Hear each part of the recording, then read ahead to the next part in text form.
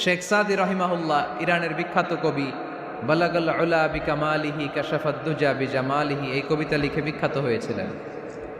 তো ওনার একটা সময়ে আর্থিক দৈন্যতা যাচ্ছিল, টাকা পয়সা ছিল না, ফলে পায়ে দেওয়ার মতো জুতা ছিল না। কি ছিল না?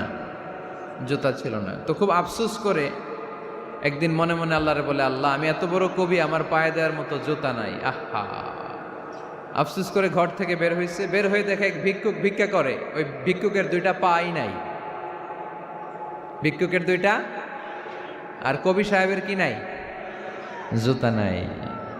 কবি সাহেব যখন এই দৃশ্য দেখছে, হায় রে আমার তো পা আছে, এর তো পাই নাই, সেজদায় পড়ে গেল। আর আল্লাহরে বলে, আল্লাহ শুকর আলহামদুলিল্লাহ, বেশ ভালো আছি, আর কিছু লাগবে না। এজন্য শান্তি হচ্ছে শুকর আলহামদুলিল্লাহর ভিতরে। শান্তি কিসের ভিতরে? শুকর আলহামদুলিল্লাহর ভিতরে। এজন্য আওয়াজ করে পড়েন আলহামদুলিল্লাহ।